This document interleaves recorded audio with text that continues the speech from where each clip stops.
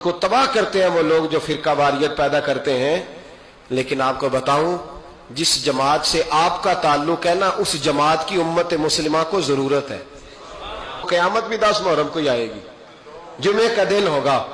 तो मैं आज दिल को हाजिर नाजर रख के, अपनी तबीयत को हाजिर पा के बाशऊर आपको कह रहा हूं, जाग के सुनना, खुदा का वास्ता। आप उस जमात से ताल्लुक रखते हैं, अगर काफिर के सामने इस्लाम का कोई चेहरा पेश हो सकता है तो सिर्फ सुन्नी का चेहरा पेश हो सकता है। खत्म हो गई बात।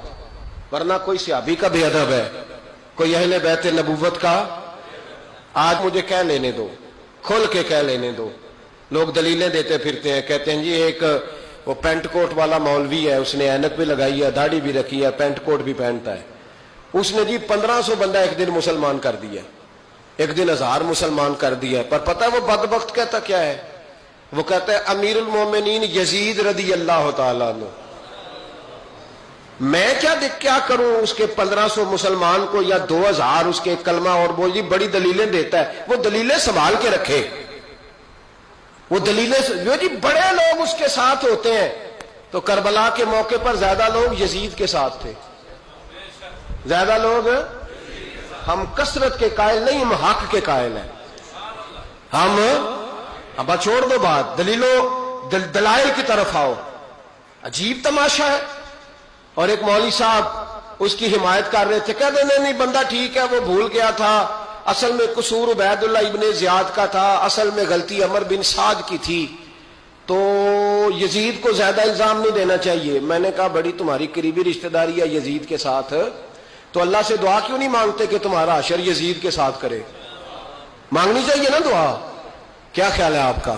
हम अल्हम्दुलिल्लाह जुमे वाले दिन मस्जिद में बैठ के दुआ करते हैं, या अल्लाह हमारा हशर इमाम हुसैन के गुलामों में करना।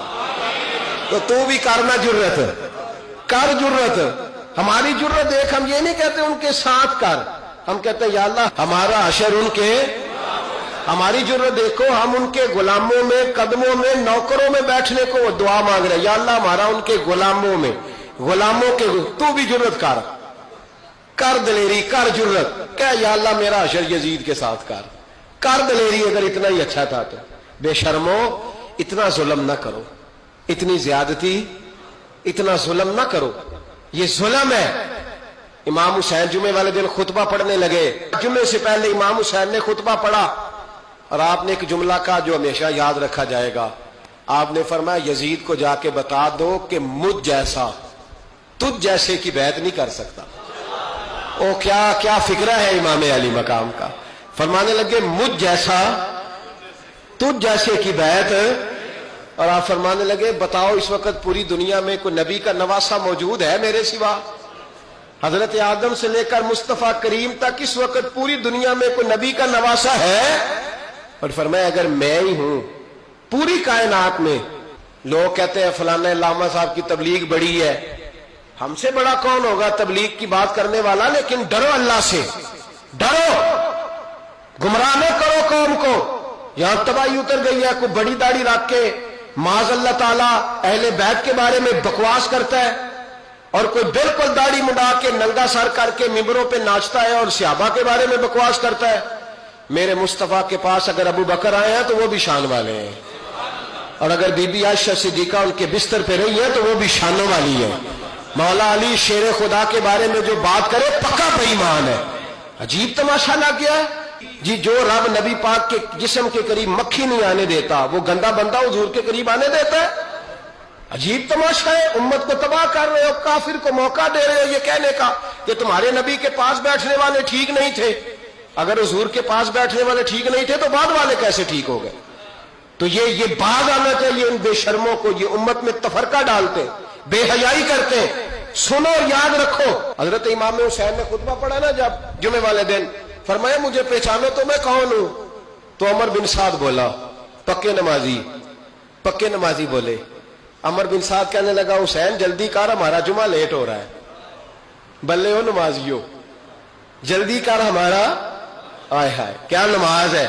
यानी नबी पाक के नवासे को शहीद करेंगे और शहादत के बाद जुमा पढ़ेंगे और नमाज में कहेंगे अल्लाहुम्मा सल्ली अला मुहम्मदिन व अला आले मुहम्मद। ان کو شہید کر کے قتل کر کے جمعے کا خطبہ دیا جا رہا ہے اور نماز پڑھی جا رہی ہے اللہم صلی علی محمد وعلی. تو میرا سنی بڑا بھولا ہے، کہتا ہے جی وہ زیادہ نمازیں پڑھتے ہیں. تو زیادہ نمازیں تو عمر بن سعد بھی پڑھتا تھا. تو بھولا او خدا کے دیکھے نا، جتنی نماز کی اخلاق کی بات شاید میں کرتا ہوں، آپ کو جماعت میں کم لوگ ملیں گے، لیکن یاد رکھنا نماز عقیدہ نہیں، روزہ عقیدہ نہیں. عقیدہ حسین ہے، عقیدہ حسن ہے، عقیدہ علی ہے، عقیدہ عثمان غنی ہے، عقیدہ عمر فاروق ہے. میں اس شخص کو کیا کروں؟ مجھے اس شخص کی کیا ضرورت ہے جو ممبر پہ بیٹھ کے کہتا ہے حسین ابن علی باغی تھے؟ وہ شخص، اس کی نماز روزہ آج زکات دیکھا جائے گا. آؤ قرآن مجید سورہ شورا آیت نمبر 23، گھر جا کے قرآن مجید کھولو، یہ والی آیتیں بھی پڑھا کرو، یہ والی بھی کھولا کرو. صحابہ جمع ہو کے نبی پاک کے پاس آئے، عرض کی یا رسول اللہ صلی اللہ علیہ وسلم آپ کے خرچے زیادہ ہیں، آمدن کا ذریعہ کوئی نہیں. جس طرح آج لوگ ہر پیر صاحب سے نہیں پوچھ رہے، علامہ صاحب سے، کہ آپ کام کوئی نہیں کرتے، کپڑے پھر بھی سفید پہنتے ہیں، کیا ذرائع آمدن ہے، پھر بھی آپ گاڑی میں گھومتے ہیں.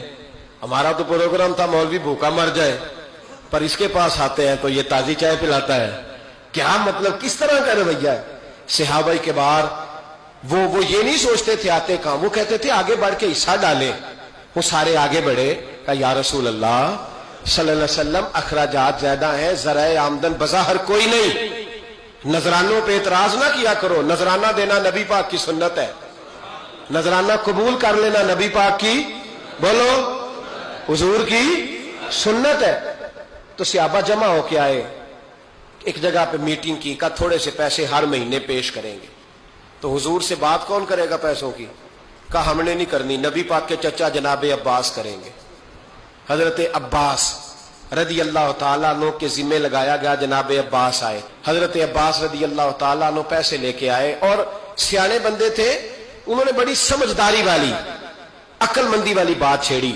یہ نہیں کہا کہ حضور ہم یہ نذرانہ دیں گے. کہنے لگے یا رسول اللہ ہمیں پتہ ہے آپ کی مذہبی مصروفیت اتنی ہے کہ آپ کو ٹائم نہیں ملتا کاروبار کرنے کا، اگر آپ کام کریں گے تو پھر آپ کس طرح کر کے دین کا کام ہو سکے گا. اور یا رسول اللہ آپ نے جو ہمارے لیے کیا ہے اس کا ہم بدلہ نہیں دے سکتے، ایک حرف کا بدلہ نہیں دے سکتے.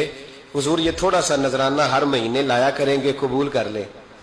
نبی پاک کے سامنے رکھا ہی تھا کہ اللہ کا قرآن بول پڑا، کا کل لا اسألکم علیہ اجرا، محبوب ان سے فرما دو کہ میں نے تمہارے لیے بڑی تکلیف سہی ہے، پر میں تم سے کوئی اجر نہیں مانگتا، تم سے کوئی اجر نہیں مانگتا. ہاں اگر تم نے کچھ کرنا ہے الا المودۃ فی القربى، تو میرے قریبیوں سے پیار کرتے رہنا، میری ختیجہ سے پیار کرنا، میری عائشہ کا ادب کرنا، میرے قریبیوں کا احترام کرنا. یا رسول اللہ ازواج تو گھر میں ہے ہی، قریبی کوئی اور بھی خاص ہے جس کا ادب کرنا ہے؟ تو نبی پاک نے فرمایا ہاں علی، فاطمہ، علی اور فاطمہ کی اولاد.